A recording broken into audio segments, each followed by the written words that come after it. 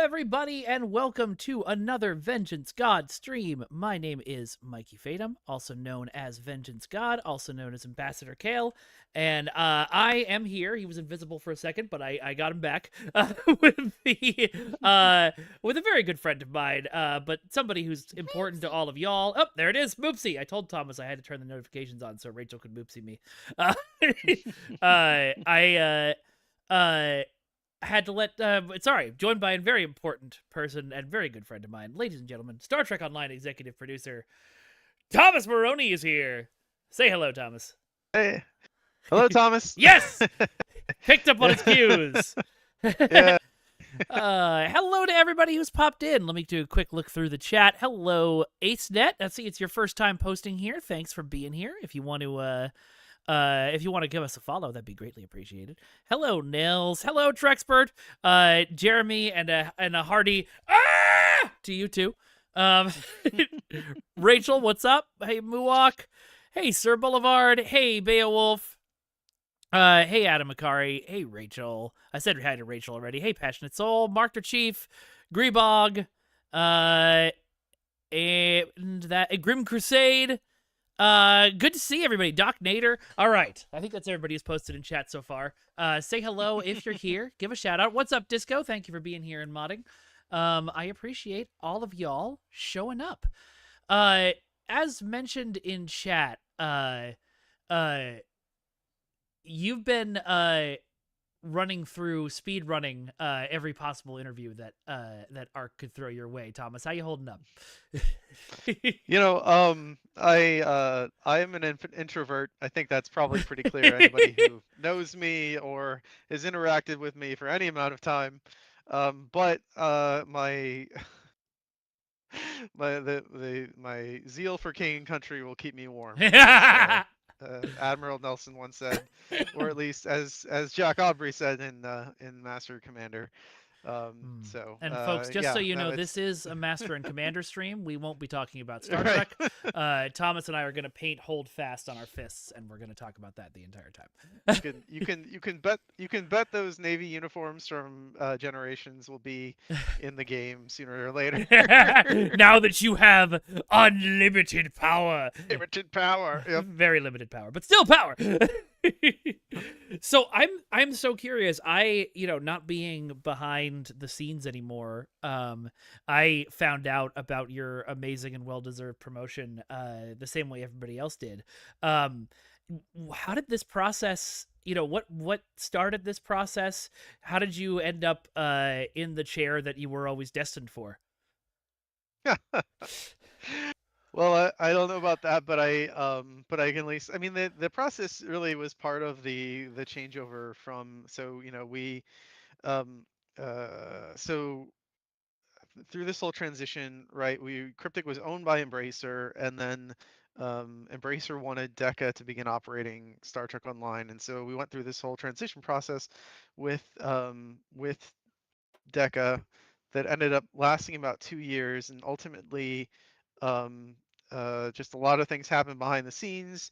And Arc decided to extract itself from Embracer, become independent, and they took the Cryptic games with them. And as part of that move, the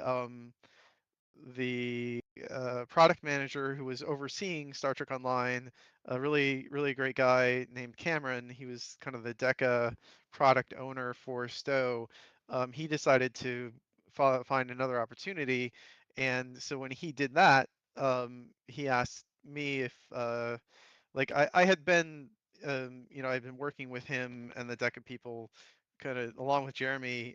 Well, Jeremy was kind of officially became the lead designer, and then my title through that whole transition was art director, although I was moving into more of a creative director kind of role. But then when Cameron decided he was leaving, right as the transition away from Embracer was happening and away from Deca and kind of reintegrating all of the people that had been at Deca are now Cryptic employees, right? They Yeah. were brought in, they were extended contracts, so it's all Cryptic now.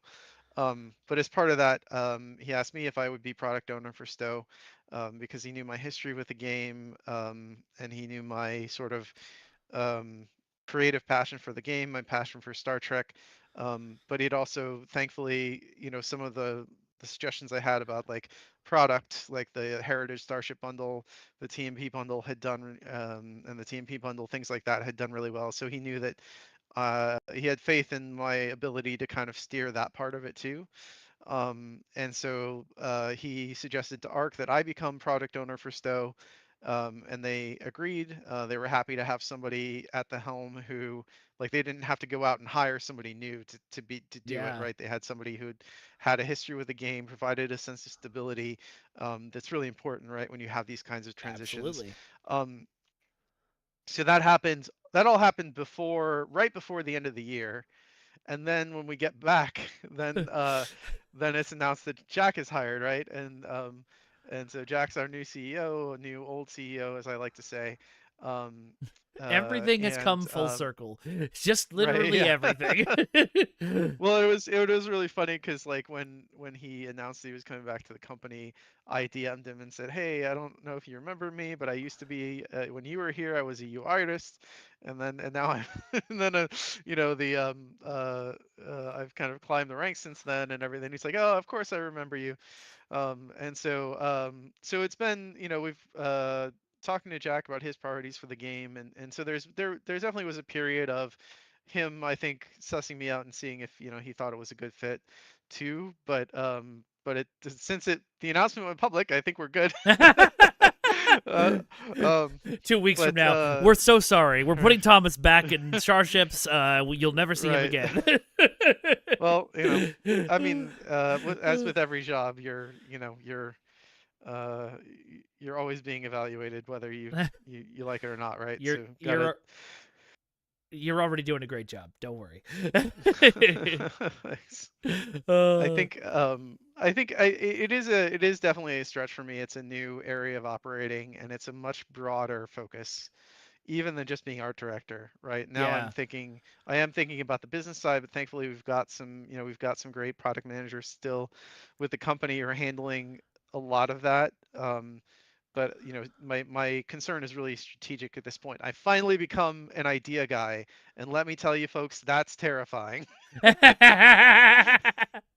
can you Uh, can you can have ideas, until the cows come home, but when you're actually responsible for not just having those ideas but then like getting them executed, and working with people and understanding the limitations and the realities, and then if your idea turns out to be a disaster, then maybe you're not such a good idea guy after all, right? So there's a lot that goes into that, and I'm definitely not taking that for granted.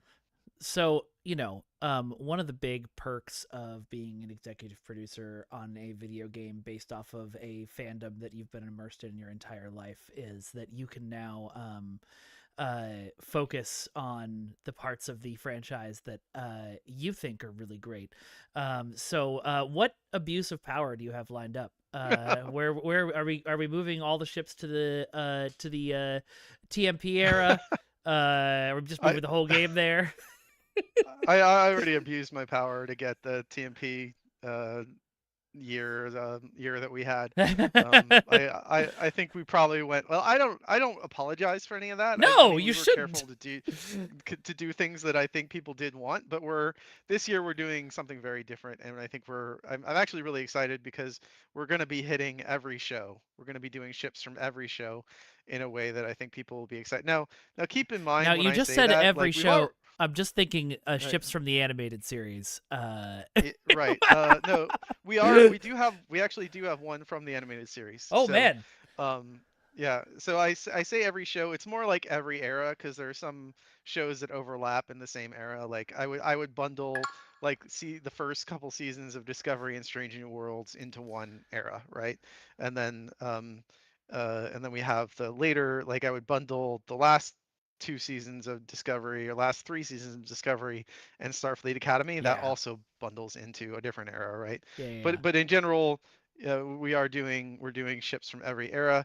Now we've already done all the hero ships and all the sort of heavy hitters, the big ones. We did So this I will say that bundle that I remember from a couple years right, ago. right. so we're not really going to be like, we're not going to be revisiting those. We're going to be filling in some gaps from all those eras that we haven't, some canonical gaps that we haven't done. But as you know, as per our usual, what we'll do when we do that is, yeah, these might be more kind of obscure ships, and maybe the original canon designs were, some might say, lacking, if they were like a big kit bash or whatever. But like, You heard it but here, then we'll folks. do Right here first, folks. Complete redesign of the Jaeger, coming to STO. Well, I mean, I wouldn't rule it out. I wouldn't rule it out. You know, the Path Jaeger is sitting right there. Yeah. Well, I was talking to Keen about that, and he was like, "Well, now that I work here, we can't do it." like, it's like, it would be way funnier if now that I'm working on Stowe, that the Path Jaeger never happens. Oh my god. So so we'll see. But I mean, like, I think what my hope is, and this really panned out with all our Discovery ships, was, you do the really cool, like, you do the canonical design for people who want that, and then you do an interpretation of that for some other era of Star Trek, that people who maybe weren't fans of the original, they can like lock into that other design and still enjoy that ship. And that's worked really well for us in the past, and that's what we're going to be doing this year, so that, like, even if say, the Kelvin timeline isn't your thing, if we did a Kelvin timeline ship, maybe we do a spin on it that's in the feels at home in the Prime timeline, so you can still like take that ship for a spin and have fun. So so that's kind of the plan for all that.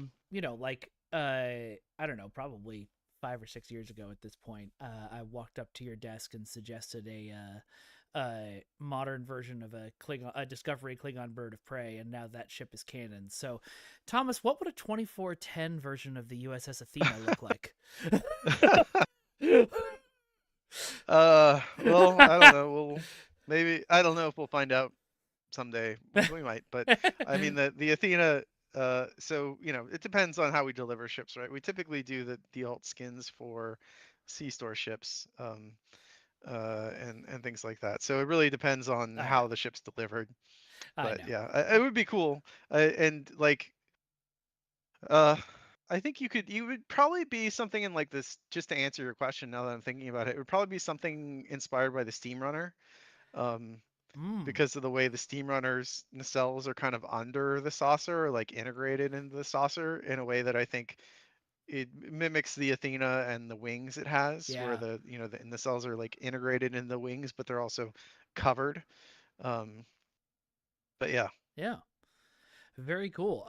Quickly, just passing on from chat, Ragnats, no idea who that is, says, how do you balance being EP and being so handsome? And the Bordicus, also never seen this person before, wants to know when we're adding more Ghostbusters references to STO. You two are in charge now. It's going to become a Ghostbusters game. I'm not worried about it. Jesus.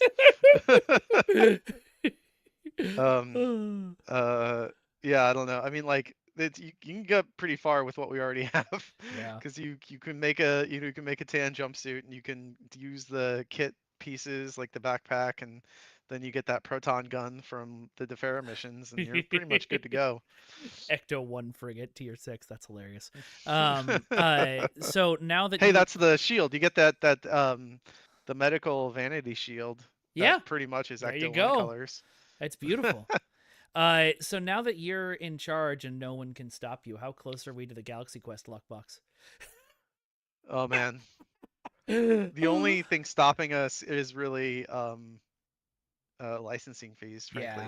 That's like, what is yeah. No, that was the only thing stopping us before. Although the difference is I'm willing to have that conversation. Cryptic is in a different place now than it was the last time we had that conversation. Right. So I don't know. Like, I would love to do it, but what's interesting is that Star Trek Fleet Command, they actually did a Galaxy Quest event. I don't know if you call it a lockbox. I don't really know how that stuff works, but they did a Galaxy Quest event, and a lot of people got really upset. Really? Yeah. I miss you too, Ragnats. Don't look at the chat, Thomas. I'll ban you forever. Sorry. I promise I won't do that again. I've been trying not to answer any questions that I I saw in know, no, chat it's cool. myself, but Yeah, I just want to. I know it's totally fine. uh, but yeah, but anyway, so Free Command did a Galaxy Quest lockbox, and their players hated it. Their That's players hated it. wild. And one of the reasons that I saw was that they hadn't done anything from like Star Trek 2 yet, or like any of the classic movies. And so a Oh, lot of people were upset that, like, how dare you take this like off-brand Star Trek thing when we don't even have like the Reliant, that's you funny. know, Of which I course, thought was just kind of crazy, but uh, yeah. of course, we know the answer to that and why we have it easier. Well, I'm not there anymore, but why you have it easier. I remember Destination Chicago, where we were right next to the Timelines people, and they were talking about how they had to get a separate license for every single show and era, as opposed to our, Yeah, contract that was made when Star Trek wasn't on the air. right. Yeah, it uh, was it's as far as I know, that's still how it works. We basically have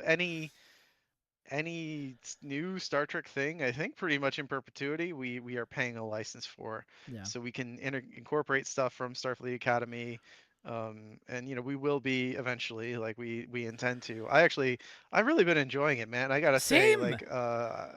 like, and I've really connected to the characters in a way that surprised Yeah, me. I think the cast is super charismatic, and I think they do a great job with the dialogue and the story and everything. Like the way the cast, like, they deliver that dialogue, I think really elevates it too. So yeah, I've really enjoyed the show so far. Like, I'm invested, I'm yeah. connected to it.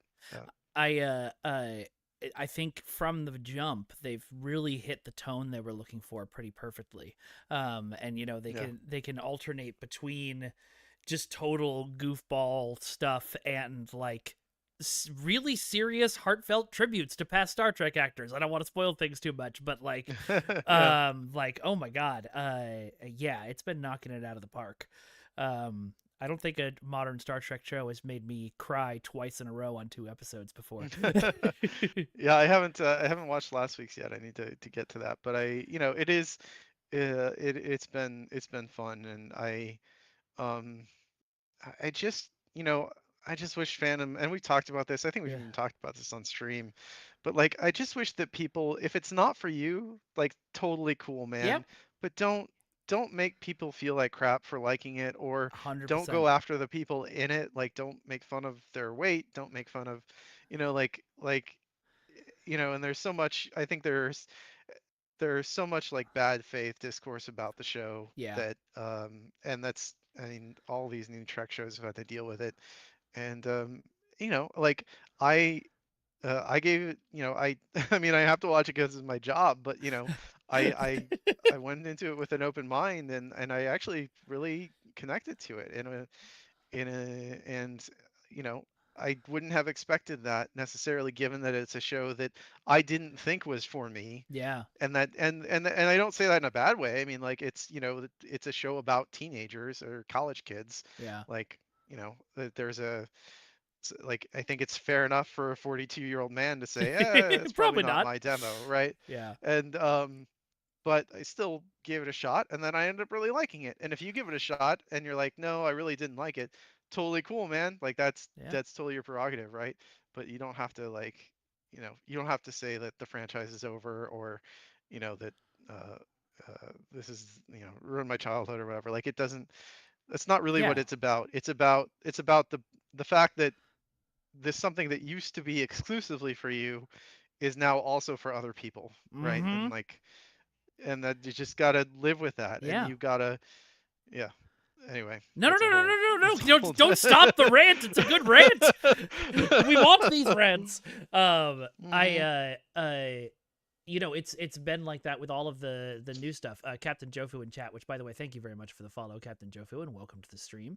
Was saying he can't push himself to watch Lower Decks. The funny thing about that show is, if you can get past the initial, like, there's in the a very beginning, especially like the first season, there's a couple very like Rick and Morty moments of it, but if you can push past those, it's genuinely one of the best Star Trek series that we've gotten in the last, Yeah.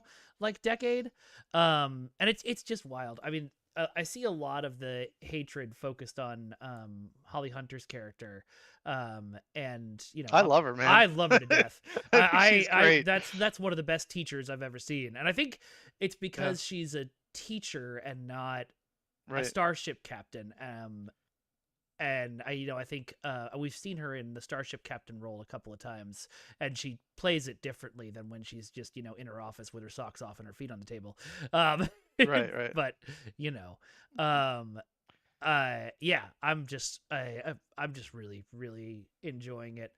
Of course, I was, you know, crying during the Klingon episode, and then my ship appeared on screen, and so I started crying Man, that harder, and as soon as Crag showed up, I'm like, that was Mike's character from Pathfinder. Like, uh-huh. right? Like the Klingon, like it made me think of the science Klingon that you made Yeah. for that Pathfinder campaign. Yeah, I was laughing too because and this is such a my this is the moment that I knew I've become through my association with Star Trek Online, to a certain extent one of those Trekkies, because Jaden has a last name. Other Klingons on the show have a last name. I not in trouble, but I Paul edited one of my fiction blogs once, and told me Klingons never have a last name. You have to just give them one name and then of house if you need to. And Mhm. so now I'm like, but you could do that? You could They can have last names? That's allowed? Right. Yeah. Uh, I mean, is Jaden, is he son of Crag and they just leave that part out? I don't know. I was maybe. sort of curious Could about that be. too. Yeah. 'Cause yeah, Worf is never. I mean, like to Paul in Paul's defense, Oh, like no, he was it was right. always Worf. Son, yeah, like. But I think that's what's interesting about one of the things about that show, and Lower Decks too. In Lower Decks, they do it pretty quick, but I think Starfleet Academy did it kind of almost instantly, whereas you can feel the friendship of the characters, Yeah.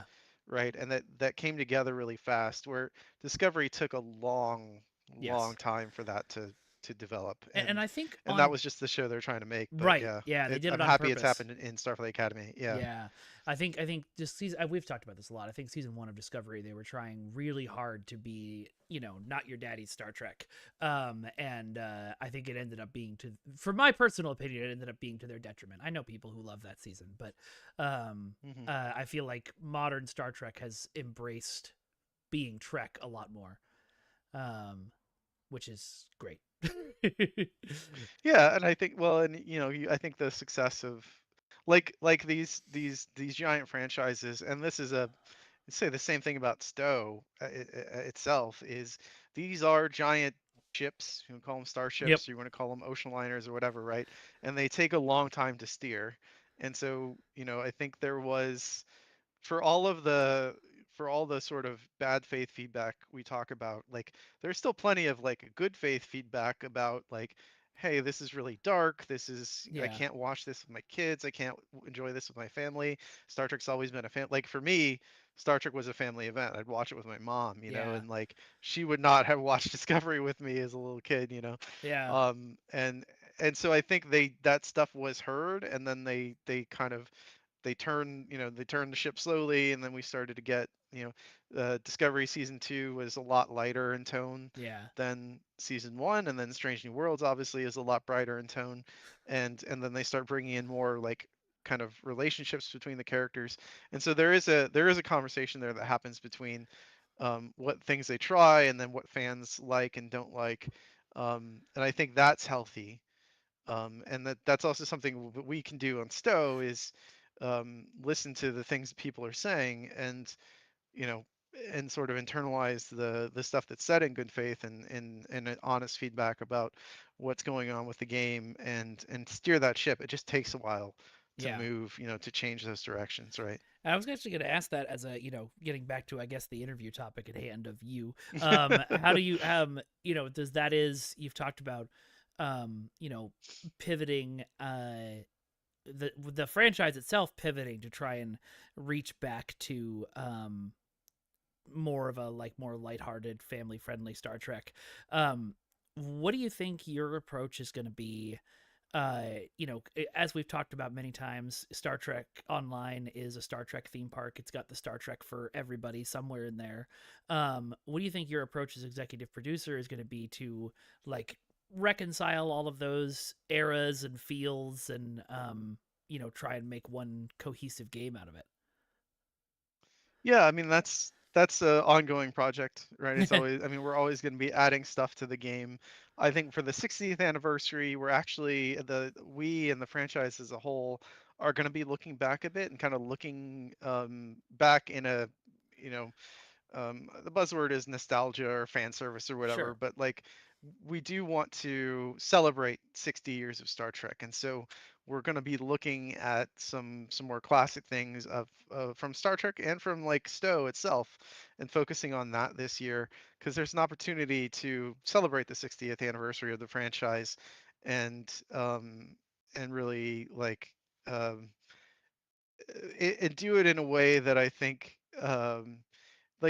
like nostalgia. I'm actually not really a fan of just like name dropping stuff for the Yeah. sake of like, oh hey, he said that thing, right? Like the way that you work with nostalgia, and it's powerful, and I know because I manipulated by it all the time, but um like the way that the way I think you honestly as a creator use nostalgia is you try to make something that makes people feel the way that they felt the first time they watched Star Trek or watched Star Wars or whatever, right? Like you hit that core element of emotion, that whatever that thing was that you like the terror when you saw those walkers in Empire Strikes Back as a kid, right? Like the like just making new walkers that doesn't like, okay, you reference that thing, but like how do you make someone feel the way they felt when that thing was introduced? Yeah.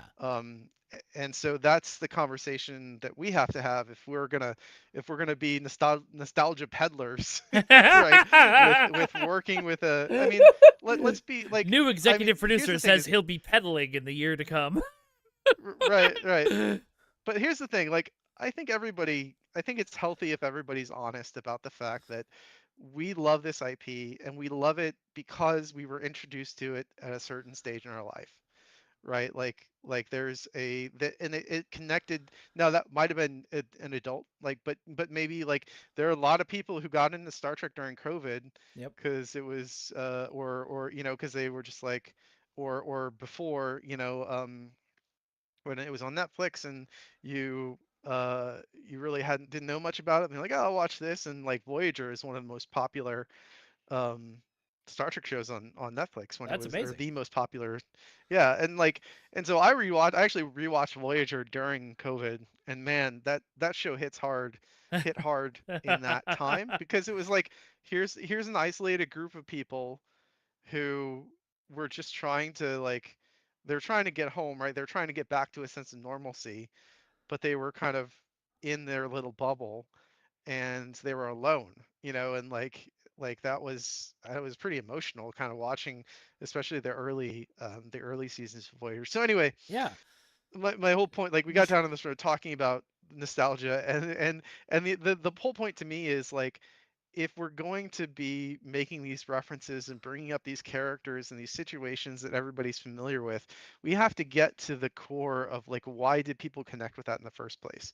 Because otherwise you're just doing the Family Guy like sea lion thing of like, just throwing darts at the board.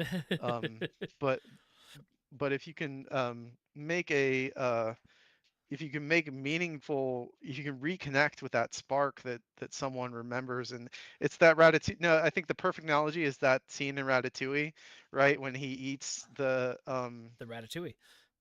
the Ratatouille, Yeah. yeah, and it's and he like zooms back into the little kid when his mom made him that dish, and it like, um, and it just kind of broke a dam in him of emotion and memory and feeling.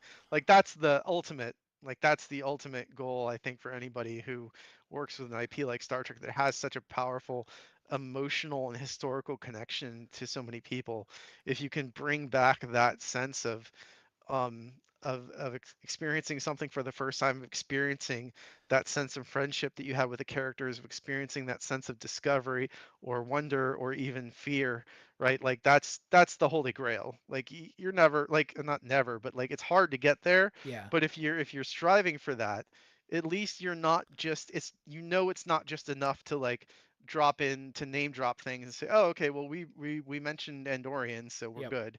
So now it's Star Trek, right? No, it's like tell that story. Why did people think Andorians are cool? Like what's interesting about them, and how do they elicit those emotions, and then go from there.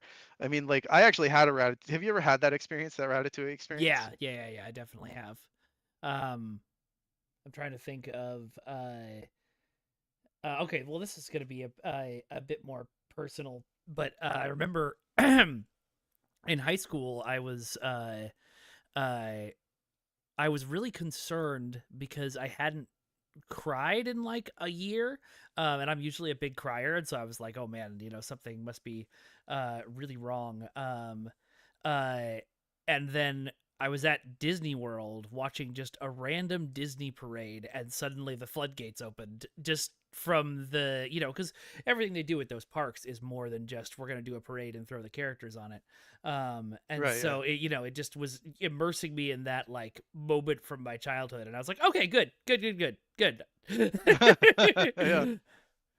Yeah. Uh, Um, no, I was at a. I have it saved somewhere. I was at a restaurant in New York, Italian restaurant that apparently is a really famous one, and I ordered the spaghetti and meatballs because I always would do that whenever I go to an oh Italian yeah, restaurant for the first time, because I want to. My grandma made amazing spaghetti and meatballs, and I always want to see how their stacks up. And this yeah. was the first time in my life that it was exactly how I remembered it. Oh, And like that's I so great. literally started crying. It's like because I had been chasing, that phrase chasing the dragon, right? Been Yeah. chasing that dragon for like 30 years, Uh, and for it to happen, like it's a really powerful moment it is. when it hits exactly the same way. I actually thought of a better It can example. happen. Don't give up. Yeah, it can. I actually had a better example now that I think about it. Another Disney World example, but when I built my the first Savi's lightsaber that I built at Galaxy's Edge, because as you all know, I am a Trekkie, but I was a Star Wars person first. I was already getting fairly emotional over the whole experience. They do a really great job of like immersing you in the world for that. But I was building is it within reach? No. I was building the like natural wood like nature lightsaber. Mm. And so Hmm. the hilt of that is made of the wood from Kashyyyk. And um the person who was running it, the actress who was running it, walked over, saw me, already emotional, and looked down at the thing, was like, "Oh, Briarwood." I think it's Briarkwood. People wouldn't think it would be strong enough to build a lightsaber, but it's actually stronger than steel.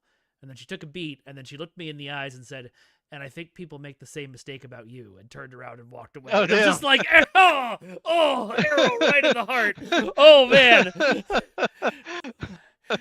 Jesus. Yeah, it was perfect. Oh my god.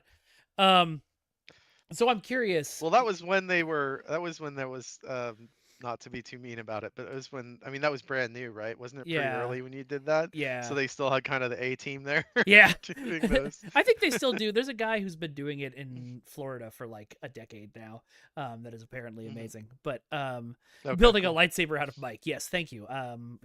Let me know in the comments what color it would be. But I'm curious now. So we're talking about that, that Ratatouille moment, and obviously the spaghetti and meatballs did it for you. But what do you think? Not necessarily in Star Trek Online terms, not necessarily in TV show terms, whatever pops into your brain. But if you were taking away the pressure of creating for everybody else and you were just Hmm. creating that moment for Thomas, like if you were just trying to create uh, a Ratatouille Star Trek moment for you, what do you think that would be? Yeah. A Ratatouille Star Trek moment for me. I mean, I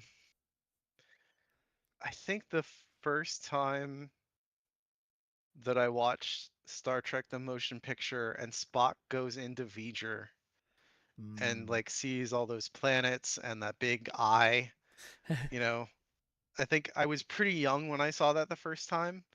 I mean, that movie came out a few years before I was born, but I think I watched it probably the first time when I was like 4 or 5, and that was very much a, they were kind of copying like 2001, right? Like that was Yeah. kind of the nature of that sequence, right? Of that like tunnel of light and everything. But man, that really sort of that stayed with me, and I remember drawing that eye V'ger like over and over and over again. It was almost like uh Close the Encounters. Devil's Mountain. Yeah. Yeah, Close Encounters. This means something, you know. Did you make the eye out of potatoes? But it was something, and I think you kind of have to be really young for something like that to do that to you, because you have to not really have seen much else for that to feel new. But it felt new, and it felt like the universe had just been made bigger by something that I saw, you know. And it made me, it was the first thing I think that made me really um, imagine that there was an infinite universe of possibility beyond just what I knew about my room and my house and my parents, you know, like it was like, oh man, this is like I can't even this is infinite spaces out there. It's big. There's so much there. Um, and so that moment of realizing like how big and how small you are at the same time, like how do you even do that, you know? How do you capture that on film? And there Yeah. are, I think, movies that try, you know, like I think probably the one that for a lot of people got the closest, although I don't think I connected to it as much as other people did, but um Interstellar, Oh right? It's yeah. probably the most one of the most recent examples of someone trying to like make that sort of mind bending or mind opening experience in a film. I liked it. I liked it a lot, but like I know people who had like religious experiences Yeah. from that movie. It didn't quite hit that way for I me, I but didn't connect with the um characters yeah. enough for it to get that moment. Yeah. But I do remember I do feel like I felt that feeling playing STO the first time I played, and I've forgotten the name of it. Oh god, it's Kate's mission where you're going through the sphere builder area and the different planets pop up as you're looking at them and the sky file changes every time. Um Yeah, yeah. I've forgotten what the name of that episode is. Someone in chat will tell me. But it just that really felt like that to me. I remember finishing that episode and like being like, "Who made this? Sphere of Influence. Thank you. Who made this? I need to go talk to them right now." Yeah. uh, but what we're learning It's is cool. what we need for Thomas's Ratatouille moment is LSD. Yeah, I haven't kind of I think man, when I graduated, like the graduation day college, my uncle flew in from California. He's kind of the black sheep of the family, and we were moving out, and I was drive. It was like a 4-hour drive home. Everything was packed. You know, my parents were there. They had their car with stuff in it. I had my car with stuff in it. Um, and or was it a car? I don't remember. I don't even know if I had a car at the time. But anyway, long story short, I was in a car alone with my black sheep, you know, hippie uncle for 4 hours. And I learned all about his like life-changing LSD trip and how Jesus told him, you know, to be chill and the You true know, that nature of love sounds and like Jesus. yeah, yeah. But that was that was also a very eye-opening experience. We were at a party here in LA recently, and like yourself, Mailing and I are innocent children of God, and it was a like Hobbit themed party, and this one guy who was dressed as a Hobbit was like, "Oh, do you want some magic mushrooms?" And we were like, "Ha ha ha ha!" Ha." And then he pulls out the bag, and we're like, "Oh, that's funny. He brought real fake mushrooms." And our friend Jenna was like, "He didn't. Oh Those no. are don't eat any of those, please." Oh no. Jesus. Oh, Yeah. yeah. Fear and Loathing in La Serena. uh, um, all right. So I think a good question to move from here is, what do you think? You know, I would say if you look at uh uh the different executive producers over the years on Star Trek, everybody had kind of their vision and their era. Uh Andre was very much like the connect us to the current canon era, and Jared was the make sure everybody's having a good time era. If you want like 10, hopefully 10 years from now, if when people are looking back at the executive producer reign of Thomas Baroni, what do you think you would want your era to be? I think the thing that I really hope that we can do more of is Star Trek as a place. Um, we have a lot of great missions and story content in Stowe, but it's also a place that people just kind of chill out in.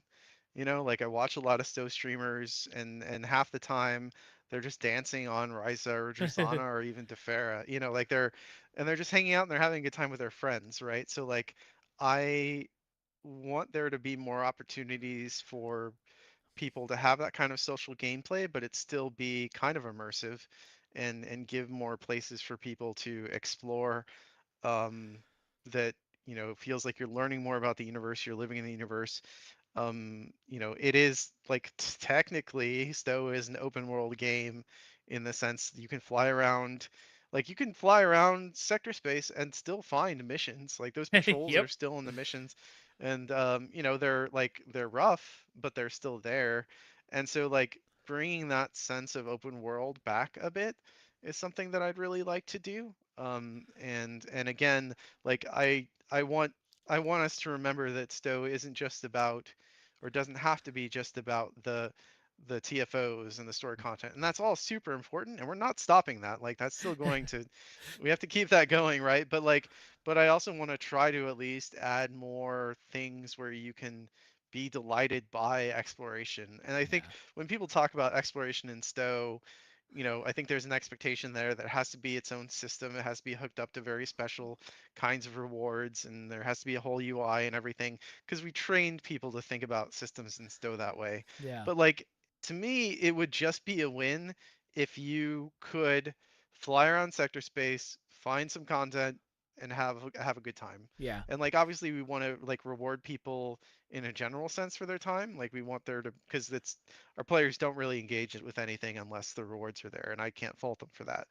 Um, but but I think that if we take that kind of like pressure off of it, of an exploration system, and instead just how do we just make exploration rewarding and fun, like just the act of exploring, like maybe we can get some of that back into the game again. And Uh, so that's where I'm at right now, and it's obviously very early and it's going to take a Yeah. long time, right, to get something like that into the game. And but then if we do, as with everything, we kind of have to do that a little bit and see how people react to it to see if it's worth doing more, right? And so that's kind of the challenge there. Yeah.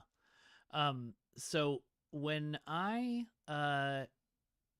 was gonna say left Star Trek Online, when I was thrown out the airlock, the uh we this update was the last one that we were planning for. This was as far as we were in the future with Esri and the chimeras and stuff, and it was in a very vague phase at that point. I'd only heard a little bit about it. um I'm not going to ask you to spoil anything far ahead into the future, but I guess a hmm twofold question. Question part one is, how far into the future is the STO story planned right now? And then the follow up to that would be, do you think you're going to continue with the multi-year long overarching storylines, or do you think Stowe is going to start doing some like standalone episodic content here and there? Yeah, I mean we have certainly at least through next year's anniversary, so about a year of our releases planned. And I think I don't want to say anything about it because it's Right. yeah, but we do have that plan that far out. I would like to get back to kind of, or not get back, but I would like to start doing stuff that's maybe only a couple episodes long and much lower stakes, right? And so we do have to finish this story arc, but we're also looking at the 60th anniversary. And what does that mean? What should we be focusing on because of the 60th anniversary? So I think that's all I'll say about that. But you know, we have it kind of planned out roughly, and we're refining those plans as we speak. I do think people will like what we have in store. I think it will surprise a lot of people. But I'll just leave it there for now Yeah. because it's kind of spicy. So Hey, yeah, we don't talk about we'll upcoming see how it all content. goes. Yeah, Yeah, right, exactly. yeah, for sure. It was just something that I was curious about, more your philosophy than Mhm. what plans I mean, are in motion. yeah, I say lower stakes. We are finishing, like we do plan on finishing the Borg arc that we were in the middle of. I would say they're probably like there's at least one, maybe two episodes of that left to actually finish out completely. um, and actually give that story the breathing room it needs. Part of the reason it's gone on so long is that we we had a couple things planned, and then circumstances didn't quite pan out. Obviously, the transition has made all this incredibly hard. Yeah, You the know, the double initial transition. transition to Deca and the double transition, right? That obviously makes it hard. We had some initial plans about like who we were going to bring in for celebrity guests that kind of got shuffled around, that kind of had made us pivot. Um, and we also sort of realized, oh, we're introducing the Ethereans, but like we didn't in our initial plan, we didn't have a spot for them to actually be the main villain. Because I think in the original arc plan, it was gonna basically there was the Etherean reveal, and then we were gonna skip to this episode that people just played, where you interact with the Chimerans. But we wanted to give the Ethereans their own episodes, like spotlight as Yeah, these are the primary bad guys of that. And so um, that was season 34, and now we do the Chimeran season 35, and then now the next thing, right? We teased the you played it, right? I think you played it yeah. I yesterday. played it yesterday. Yeah. So spoilers. I mean, we teased the Prime Borg are going to come back and be part of this story arc and kind of help us wrap it up. Um, so we're not going to spend too much more time on this, but we also want to give it the time it needs to wrap up For sure. organically. So yeah. So yeah, another 2 years. Sounds good. Uh, um. All right. Well, I am now going to officially actually open it up to questions from chat. A couple quick reminders before we get started. One, the developers of Star Trek Online are human beings, and if you ask the question in a rude way, I will either rephrase it or just time you out. Um, the other one being, nobody is going to answer questions that are, when can I get what nobody's gonna ask questions just like K Kevin. Sorry to call you out as an example, but K Kevin 1985 asked next ship remaster. Thomas can't talk about that. Thomas can't talk about anything that they haven't officially announced. So if you're gonna be like, can you add this item to the game? He can't talk about that. If you're gonna be like, is this what the Right. story is coming up? He can't talk about that. So those kind of questions I will probably ignore, except for this one where Cairo 47 says, when are we adding the whale probe? Because if if I didn't ask that, fragrance would kill me. So Thomas, I assume in the next couple of months, whale probe. No, but maybe 2028. 2028. Love Yeah. it. uh, Muak wants to know the process of getting the Klingon ships in Academy. How did all that come about? Yeah, so I assume you know Paramount reached out and was like, "Hey, that one ship that cool guy flies on the internet, you should put that in." exactly. Well, I mean, what happened was, so I have a good relationship with Brian Tatoski, the VFX supervisor on the current era of Star Trek shows that started with Picard. It really started because Dave Blass. So Dave Blass knew, like, he we can go. We'll just start at the beginning. So Dave Blass, he worked on season 1 of Picard, and then he became production designer for season 2, and then he saw, and he's a huge Star Trek fan. Like he's um, and he saw the internet's reaction to the inquiry fleet at the end of season one, and then in the script for the beginning of season two, he sees like, oh, they need another fleet of starships, and he knew that they couldn't do that again, or he didn't want to do it again. He didn't want to have, but he also knew that he didn't have enough money to make a bunch of new models of Starfleet ships for that episode from scratch, right? So Dave knew, being a Star Trek fan and being a creative and being in Hollywood, he knew that there were many, many very skilled Star Trek fans who would jump at the chance to also contribute to Star Trek, right? And so he just went to Google and he just starts Googling Star Trek ships, right? And he I asked him about this. So this is he told me this is how it happened, where he was like, Star Trek ships, and then it comes up and it's like, hey, that's cool. What's that? All right, Star Trek Online, designed by Hector Ortiz, and Thomas Moroni. Hey, that's cool. What's that? Star Trek Online. Hey, that's cool. What's that? Star Trek Online. So like after seeing that several times, he sort of realized that we had something there. And I do also think We had there had been some 600 somethings discussions. there. Right, right. And I think there had been, I do also want to credit John Van Sitters, who I think has been kind of a background advocate for us, with the other productions. And because John was around for the Design the Enterprise contest. He was, he worked a lot with us when we were getting stood up, and he stayed in touch with us over the course of the game's history. So, so Dave reached out to me on Twitter of all places, Rip, and and because I think I did a post about some of our Eaglemoss models, the magazines I'd done. He reached out to me. We started talking. I realized quickly that like, oh, this is real. Like this is really is a guy working on Star Trek, and so he asked Hector and I to be a part of the design process for the Stargazer. Mainly, we were brought in retrospect. It was pretty clear that Hector and I were brought in, like that there was a design that Dave had been working with John Eves that he liked, but Hector and I were brought in to create alternates for that, just so the executive producer would pick the one that Dave wanted him to pick. um, which is fine. We still got to be a part of the process, and honestly, we did inform, like, some of the things that Hector and I came up with for our alternates for the Stargazer did actually make it into the John Eves and Doug Drexler's version of the ship. And I say Stargazer, I'm talking about the Sagan class in season 2 of Picard.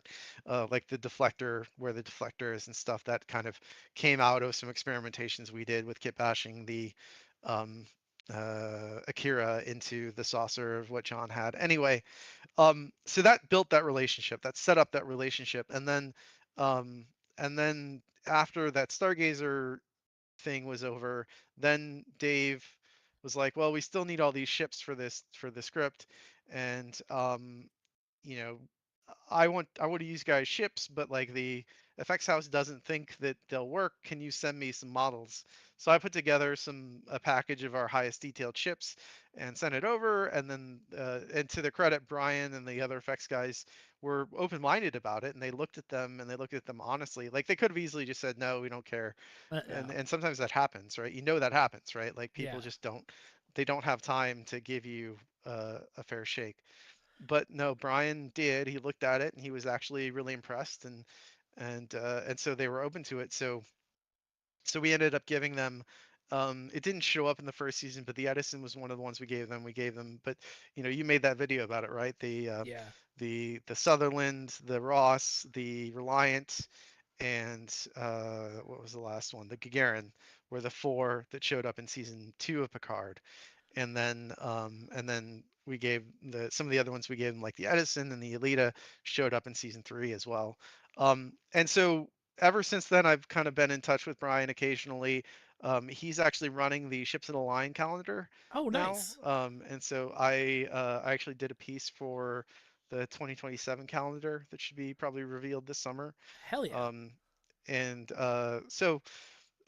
but and obviously I kind of buried the lead because we did the Enterprise F, and that was something that Dave asked for. Do you guys have the Enterprise F? And I think the Enterprise F being in Picard, like Dave wanted to do it, but I think a lot of that also came from Van Sitters. I think he probably advocated for us there. too, but I don't know for sure. But I feel like Van Sitters is has a connection to that ship because he worked with Cryptic to run that contest in the first place, right? Um, so anyway, um, that's the setup, and then the payoff is really Brian came to me and said, "Hey, we need." Uh, we have this episode of Starfleet Academy. It's going to have a lot of Klingon ships. Can you send me some ideas of stuff we could use, right? And so, of course, I had to include yours, and that was because it's it looks awesome and it's a cool like quasi-futuristic Klingon ship. Um, but I also sent them our like that Grimal, the freighter Yeah, model. That's ours too, right? That's from the game, even though it's a canon Klingon ship. sure. I mean, Included that that happened with Picard for season them. Yeah. 2 and 3 too, right? Like a lot of the canon ships were just our models upscaled. Yeah, the Sovereign was one of the Sovereign and Akira for sure. And actually really funny, they used in season 3, I don't remember if it's season 2 as well, but in season 3 they used our model of the Inquiry, which is a ship that showed up originally on Picard, but That's funny. they liked how we build our models, and it was really easy because our models only have a couple materials and they're very lightweight. It's really easy for them to give that to a VFX vendor and have that set up in their pipeline. And so yeah, so like they could have used the original Inquiry, but they used the Stowe version instead, which I think is really really funny. And yeah, so I mean like we have a great relationship with Brian, and every now and then I will either get an email from him or from other guys at Paramount asking, "Hey, like production needs these ships," and so I don't know if I should say anything, but like it might not be the last time you see Stowe ships in on these TV shows.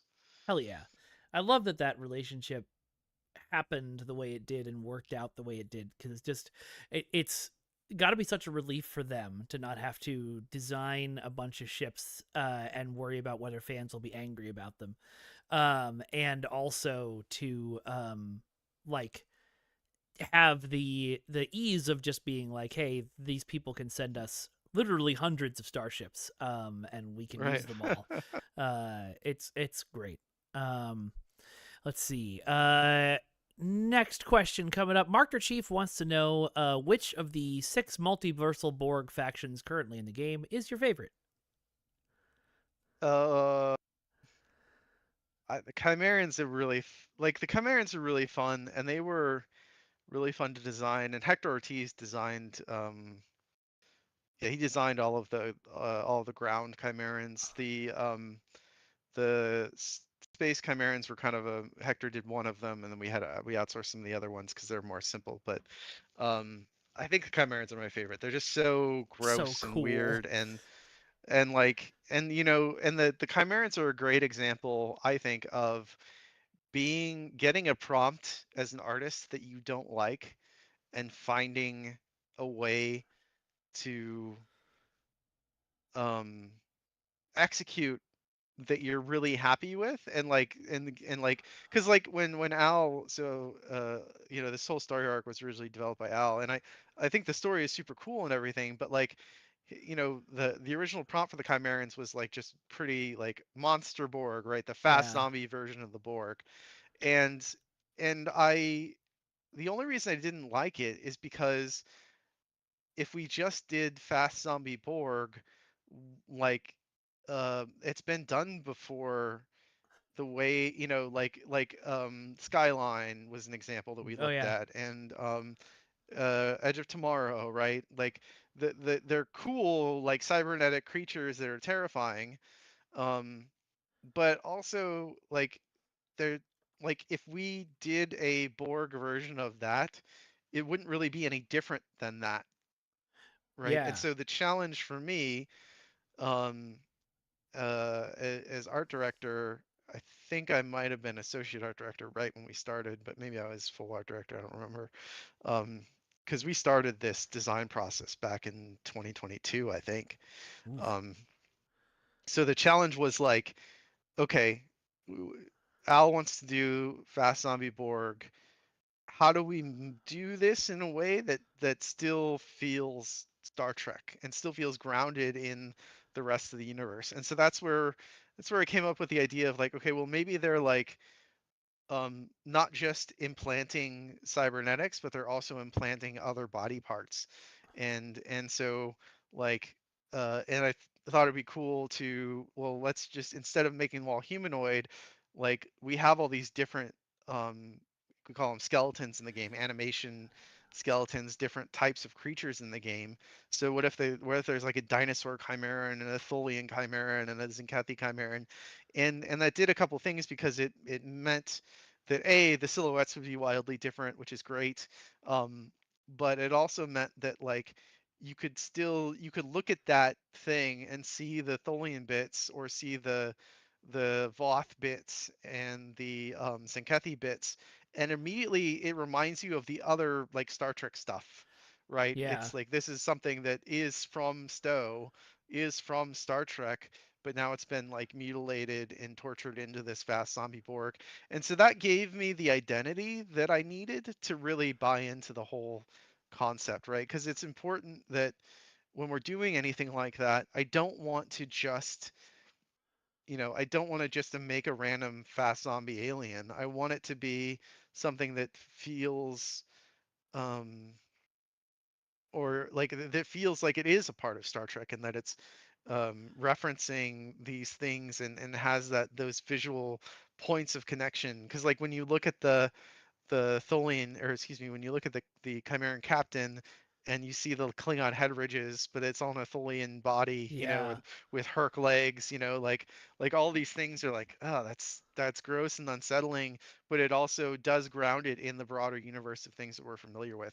And everything that you do, I think it's important to have those touch points, right? Those things that we can connect to. And I think that's a great point about design in general, not just like creature design, but also ship design. And there's always got to be something that people can grasp onto to understand it. Yeah. And I think one of the biggest problems with a lot of modern sci-fi, and like for example, the Michael Bay Transformers and stuff, Yep. is like we have the ability to just throw so much stuff on the screen, like here's the super complicated Autobots, and you can't really, and their faces have like a billion moving parts. And it's like, Yeah. yeah, you can do that, but you can't empathize with that. You don't understand it. Your brain can't process it, right? And so when you're designing stuff like this, like it's really important to have a silhouette and a thing like that's a dinosaur, that's a spider, Yeah. like you have to be to like give people like that's a quarterback, like that's something that's gonna hurt me. Uh, I say as a nerd, quarterbacks or let's see, it wouldn't be a quarterback, would it? It would be like a linebacker. Linebacker, a tight end, Yeah, maybe. right, yeah. Anyway, I think you get what I'm saying, where it's Yeah. like you have to like find the things that people can latch onto in their subconscious, and then you like build up around that to add the flavor and stuff. And that's how I think you make things that people will remember and connect to. Because the challenge is like you can look at that thing and say, oh, that's cool, but if you can't remember what it looks like when you stop looking at it, that's a failed design. And that's also really important in like spaceships and stuff too. Yeah. So I have an important follow-up question to that whole design talk. Who is responsible for putting a baby doll skull face on the Chimeran Raptor? Who is responsible for that, Thomas? Who did that? Uh, I think it was. I mean, it was definitely. It It was a might have been group. Hector. I mean, like it was a group effort in the sense of like when I was talking to Hector like about that stuff. I mean, the brief was Island of Dr. Moreau. Like Yeah, the Chimerans are disassembling people and reassembling them into new constructs. And so having the human head, which it feels like a baby doll thing, but it's actually that's full just size. because, right, it's full size, but because it's on a dinosaur body, it looks small, right? And those proportions freak you out. Those Oh proportions are yeah. scary, which is totally intentional, right? It's supposed to be unsettling. And the human, I love the little hands, Oh the little like God. human hands on the Ugh. dinosaur body. Um, I was noticing it's that so looking at unsettling, but yeah. Jeremy's profile picture on Discord, which is a cat with their hand stuck in one of those baby doll hands you see on TikTok all the time. Yeah. I'm just like, yeah, that's terrifying. Why are you doing that?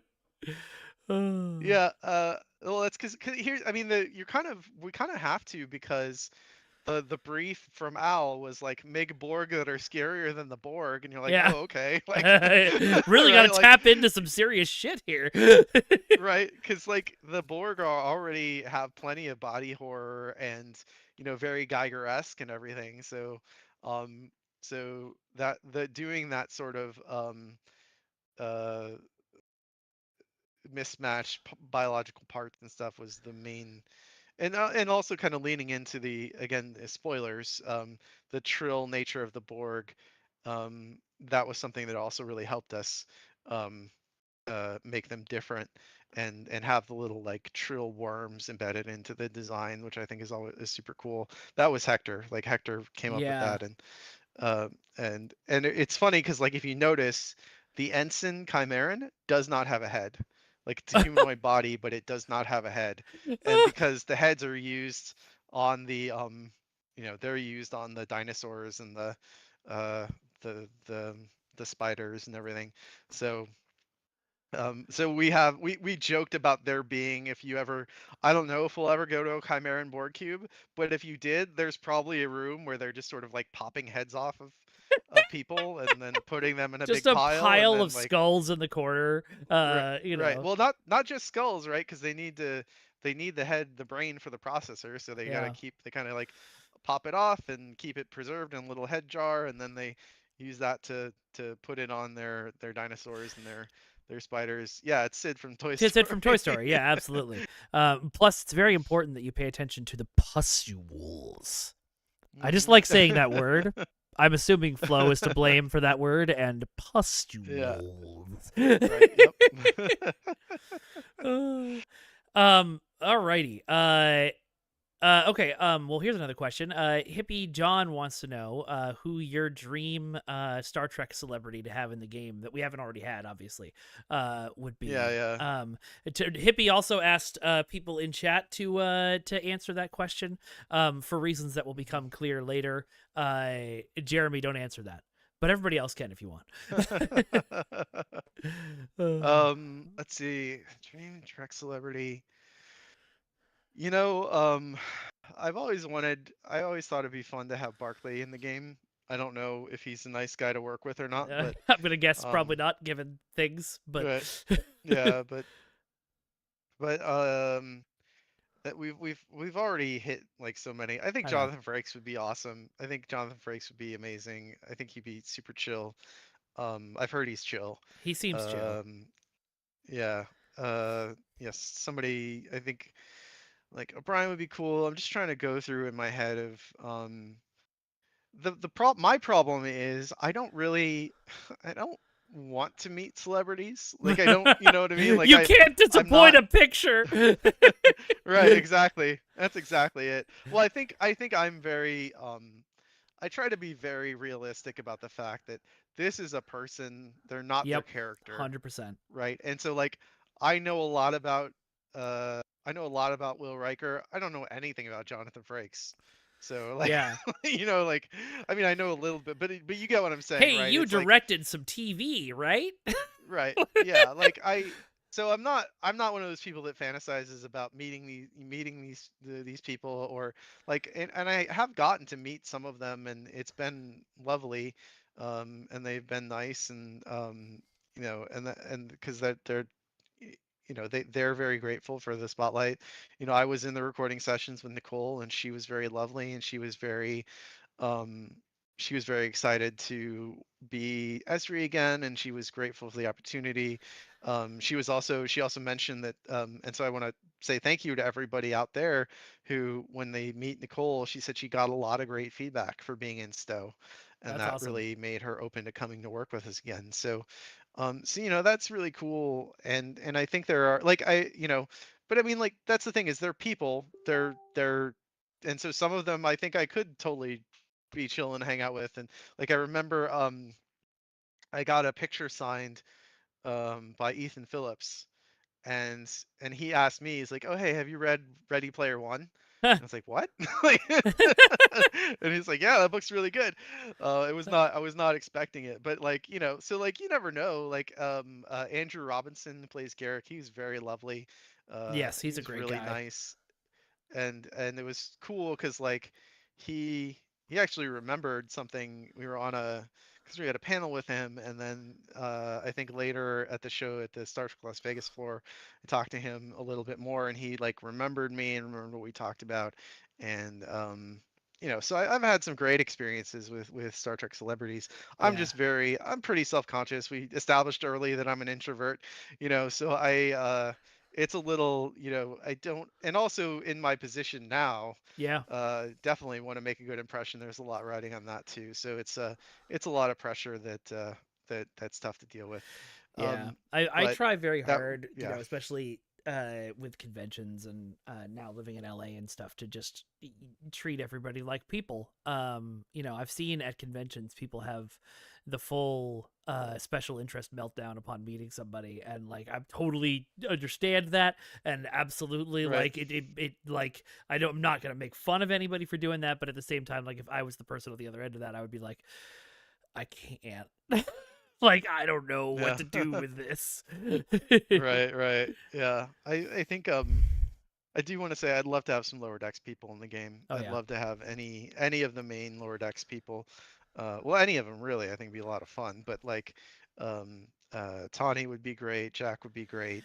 Just get What's Tawny to write an Noel? episode. Flo, you'd let her Yeah, do that, right? yeah, yeah. Right, yeah. Uh, That'd be really fun. It would be really cool to Oh, hey Katrina, my fiance's in the chat. Everyone say hello to Hello, Katrina. Katrina. I don't know if you saw earlier. She said she's still available to cameo more in Star Trek Online if that's in the Yeah, that's cards. true.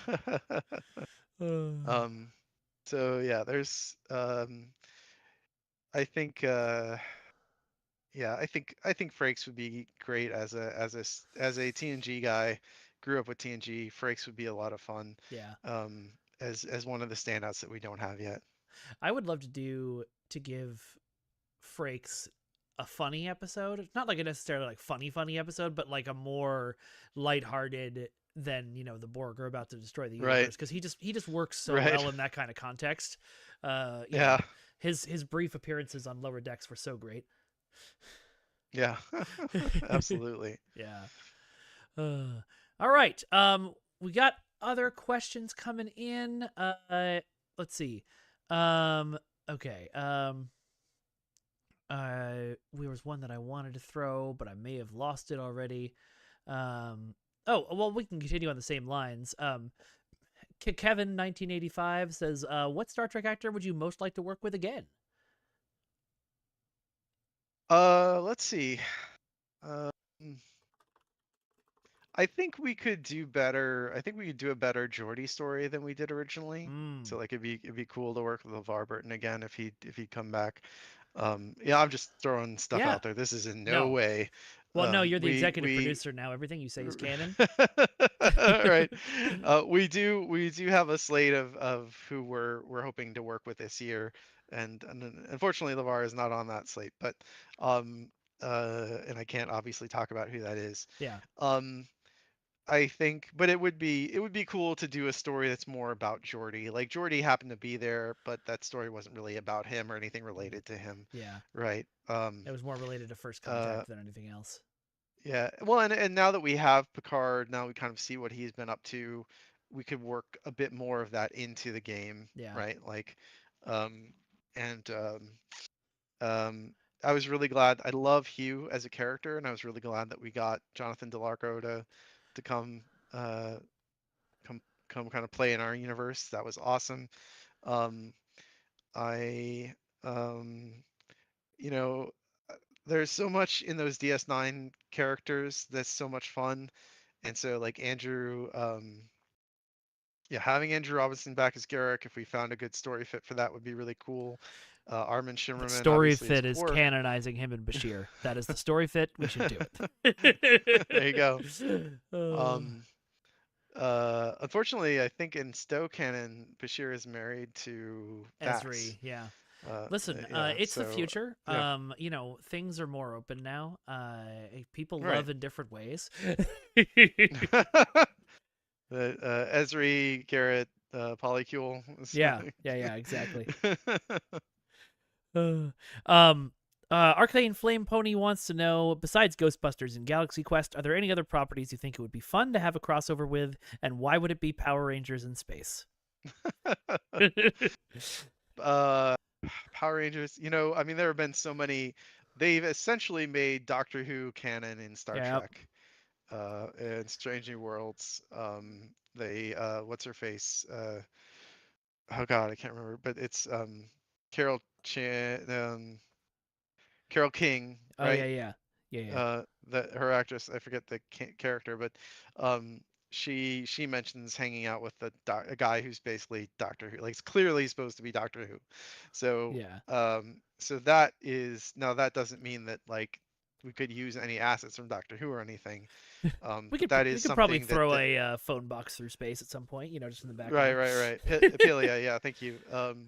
But Apelia mentions Doctor Who, so like that would be something where there is tissue there that we could latch onto and probably try to work with if we wanted to. I think there was another game that did that, like a mobile game or something. I enjoy Doctor Who. I have not really current on it. I haven't seen the last few Doctors, but I love Stargate a lot. Oh yeah. I don't think we'd ever do a Stargate crossover, but But what if I we did a enjoy that show wormhole quite a extreme bit. crossover? Right. Uh, I mean, there's so much great sci-fi out there. I'm a huge Babylon 5 fan. Again, that would make no sense, but yeah. I do love Babylon 5. I think one of the early ships that I worked on was very subtly influenced by the White Star, the Romulan science vessel, um, the Leosa, I think it's called. If you look at that, it's very got White Star vibes. Nice. Um, Oh yeah, throwing some so Battlestar ships in there yeah, would be great. right, yeah, PSG is cool. I think what would make I do like the idea. Like I think you could easily make Galaxy Quest canon Yeah. because uh they didn't have a show called Star Trek. And I think they actually really missed a trick with that Strange New World episode where they did the Space Adventure Hour. Um, uh, and I was like, that should have just been Galaxy Quest. They should have just like made that Galaxy Quest, and then that's the look back. Instead of Star Trek in the Star Trek universe, you need another science fiction show that has the same sort of cultural um, spot as Star Trek did. And so to me, that's Galaxy Quest. And then you can like that's how you make it sort of canon within Star Trek.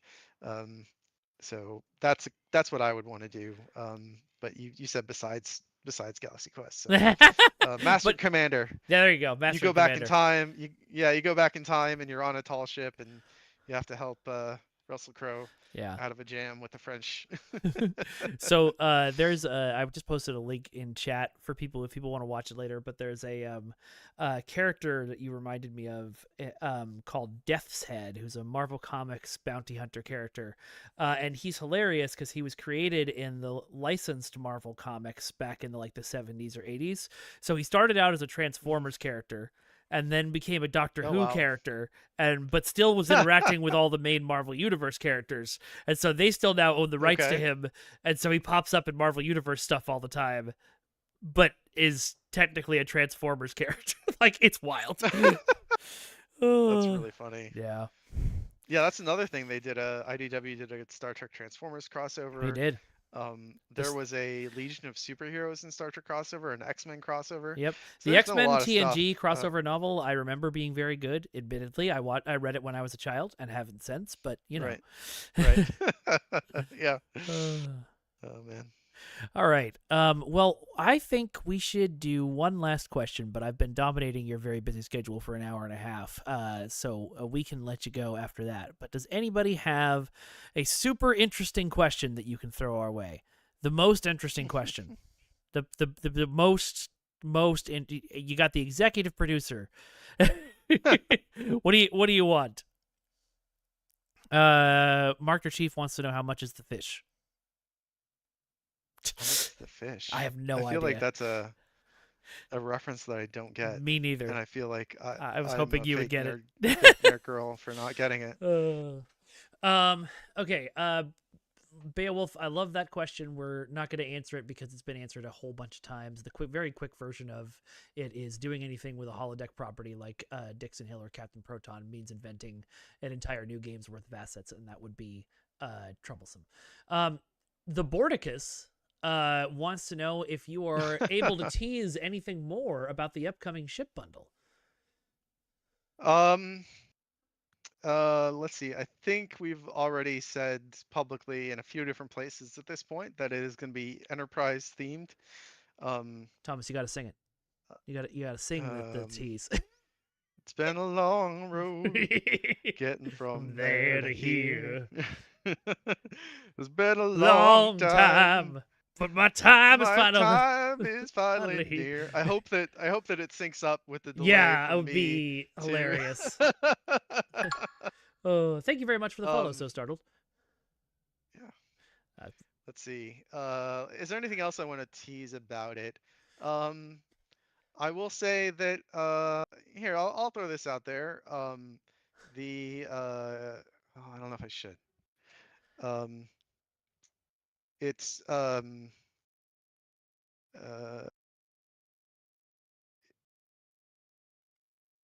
what if if you're we? captain, yeah, Go go ahead. ahead. Go ahead. Go ahead.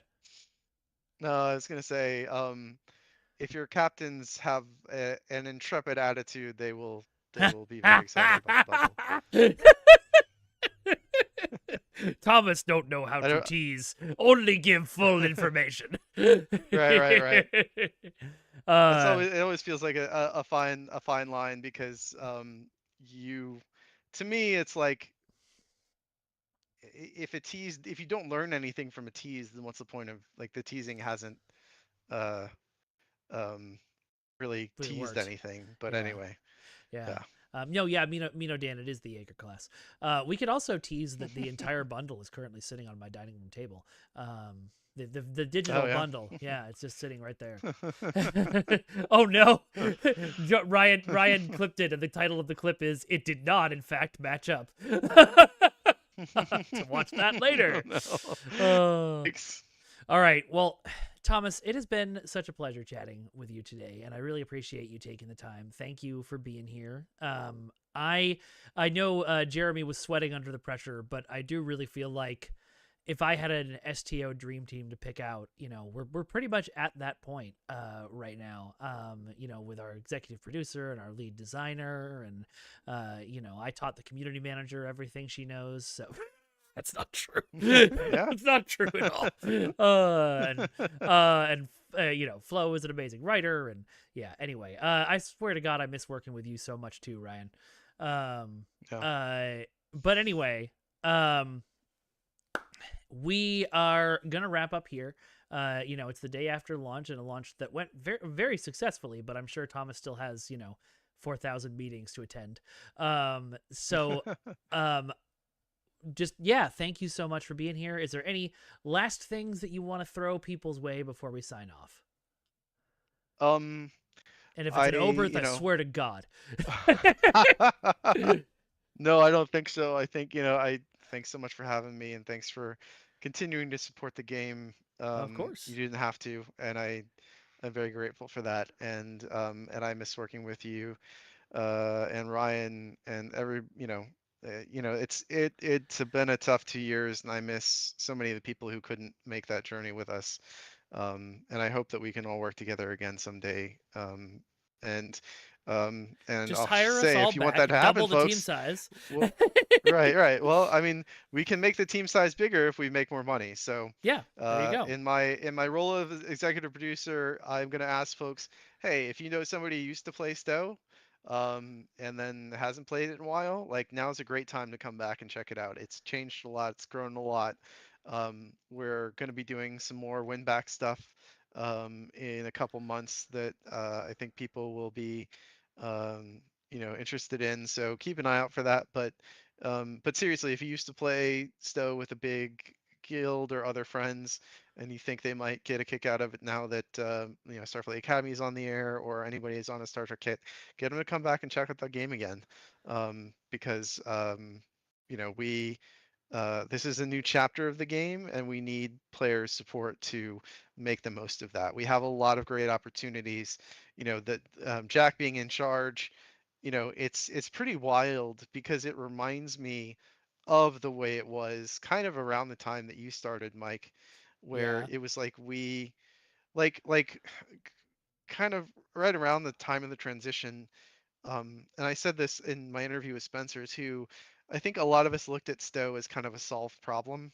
It's like Mm. this is what we were good at, and this is what we were going to keep doing, and we did well. We did a good job, um, and people love the content and stuff we're putting out. But it was very much this is how it works, right? And with Jack back, he's much more interested in trying new things than I think we had been, where our heads were at back then. So for that to work, right, we have to try new things and they have to work. And we need, the players to come in and give us feedback. If it's working, great, lean into it. If it's not working, let us know. We can pivot to something else. But ultimately, it's a conversation that has to happen, and we need the players to join us in that conversation and to come back to the game and check it out. So um, yeah, Give that's give that's them your that's my money. my plea. Give them all of your It money. doesn't, I mean, we can joke, but yeah, it's great for the game to earn money. The game is, it is a product, right? Yeah. Um, but it's not just about money. It's hopefully you come back and you have fun and you want to keep playing the game. Like Jack, what's great about Jack is like he cares about the business, but he is an MMO fan. Like he loves the genre of MMOs and he's a game designer. And so he wants to make money, sure, but he wants to make a good game. He wants to make good products.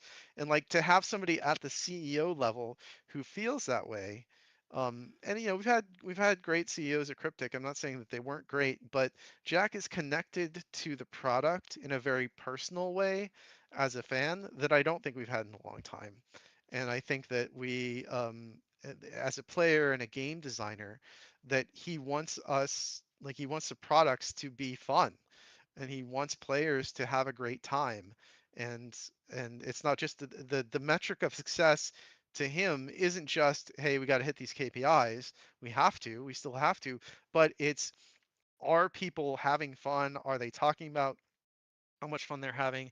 Are they communicating that with other people, right? Like he's very concerned about us having empathy for the player experience and about making the games better because he wants to make good games and he wants the studio to be known for making good games. He has a lot of personal stakes in the future of Cryptic, right? Because he was there at the beginning and he's here now, and so to him that quality is important, and I'm very excited about the potential of that, and to carry that forward. So that's we just need people to join us on that journey.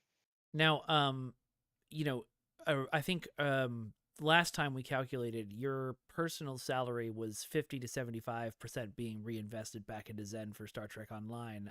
Do you think that will continue in your executive producer role? Oh man, no, I probably shouldn't. All right. Well, folks, thank you very much. I've loved having y'all in chat. I've loved having Thomas here. And Jeremy is doing tech support in chat like a madman. But I am going to look up who we're going to raid. Thomas, do you want to plug any of your like social media or anything like that?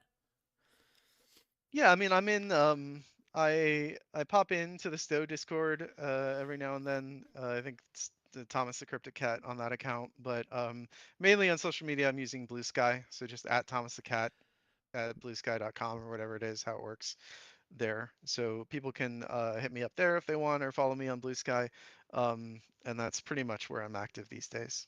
Sweet. Well, I will keep the STO love train going here. We're going to send a raid over to Viventar, who is playing right now. Nice. They are also the second highest number of viewers on Stowe right now with 7, while we have 43. Thank you all so much for being here.